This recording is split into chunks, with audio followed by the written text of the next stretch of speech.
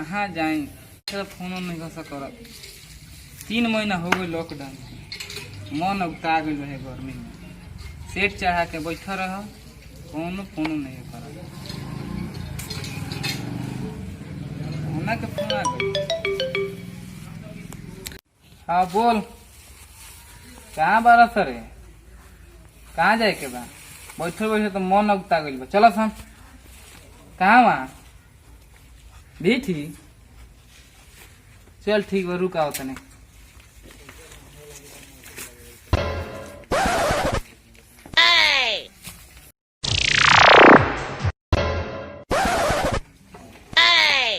भैया कहाँ बा? लागा तो फैन बुढ़वा रख ले बा अपने लगे।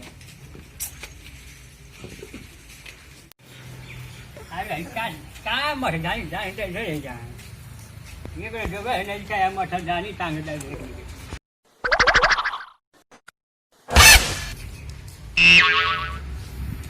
बड़ा ज्यादा बड़ी दादा। छोटका बुढ़वा कहाँ से निकलता घामा में से? तो निकला रुका हिसाबे कॉली।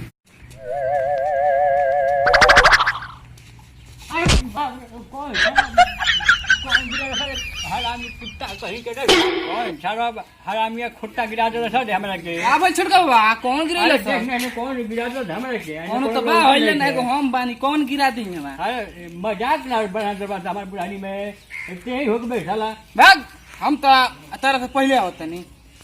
हां हिलत चलत तू गिरत थकब तू। हां हमरा गोरे में का भूत है भाई बा। तो हिलत तारा तू है ना। तो बाबू बिना दे रे बाका बाबा लगे ले जो बकरिया के खिया दी हम तो मकरिया में क्या होते ठीक बा। ठीक बा, जा जा जा जा तनी हम।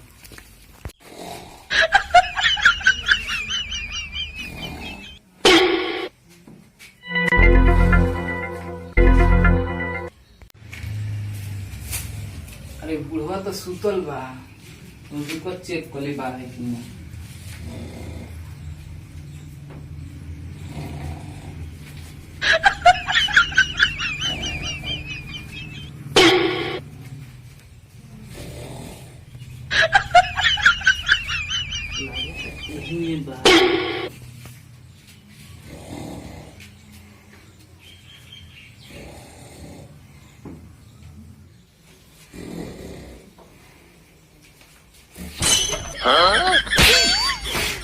क्या रे शर्म है जे चाबी निकालो चली दी। तने घूमे जाए करो हला भी कहाँ तक घूमे जेबे बीटी जेबे।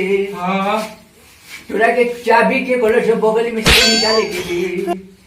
ऐ तो तू तो लेकर रख लो तेरे कबो। लेके ना रखी छोरो मार के तो मन करे तो तार पेट फाड़ दी। रुक सर भाई ते चाबी छीन लिए काई रे बगल में से काई निकल सर भाई ते निकल लिए काई रे बीती जाए करो। तोर बाप तो किले पंचर घर में तोर बाप किले बल गोड़िया 3 महीने से तो बैठे रहनी तो नहीं खा देखो। छोरो जो हमारे कमाई के हो तो चले सीने करो ते झूली है काई रे काय झूली हो ले लो तेरा बिना पूछले।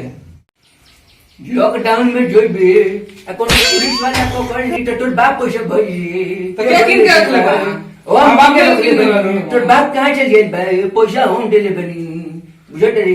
अटे जमाने लावत रे शरीर जबाने लावत रे तू ए तने मारा मत ठीक बा। मारा मोट तारे के फोन में तो सारे मुंह आजी हो बगली में हाथ लगोलो तो तारी साहब कोटी तो चाबी नहीं करनी हो, पैसा ही करता नहीं। ये रवि चाबी निकले बनी तो सरवा या डट रहे तो पैसा निकल बे रे। पैसा ही करला बनी। वो दिन देखो हटानी कि हमरा बगली में से 2 रुपया गए भाई पैसा का भोगे ते बताओ। भूल की नहीं खाती करवा दे वो हम नहीं करब। एकर मतलब तेहू कहते रे हैं का कर तेहू कहते करे तो लॉकडाउन में बैठल बैठल तर नहीं का बुझा। तो लॉकडाउन में बैठल बैठल तो टीका रे फूल खइबो तिरांगा खइबो पानी खइबो सारी हैं करे सरवा सब ध्यान रखना रे।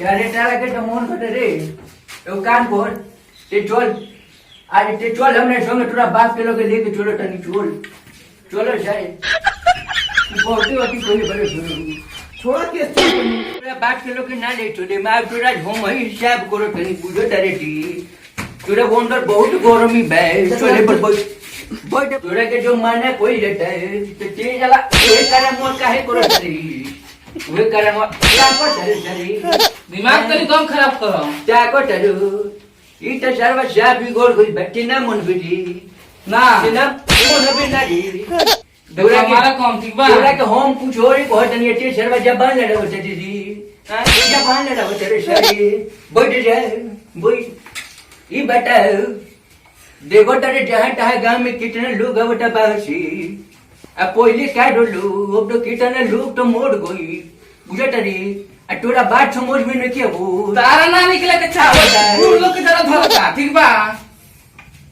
ते सर्व हमारे के मुंह के फिल्म बनी दी लड़का सब नहीं के धरत बूढ़ लोग के धरता उजाले बे ते लड़का सियान बुझता है लड़का सियान चल बोई तो जाए बोई ना तो ठोक दे मारे मोबी के गाल लाल हो गई चल बोई आज देख जरा के कितना घाम निकल भाई में तो भी घूमे जल्दी भाग चल यार लौटे तेरे मुंह में डाल दे बुझे तारे क्या भी के घोड़ा के ध्यान ना लेबू बोल भाग चल भाग जा तो भला दिन नहीं और जब छुट्टी है no. जा तो छुट्टी भला चलान तो ये चलान ये चलान तो चलान तो ये चल रोजी बोले हमारे ऊपर तो नहीं बेबी सर भाई अब सुनो अब तार चुटर बगे जाम ना गिदली नु तो तू कह दियो या हो अब शरी चलो तानी तोरा बाप के लोगे नु तो को डनी उशारवा तोरा के मुड़ी पर चढ़ा के रोक ले बे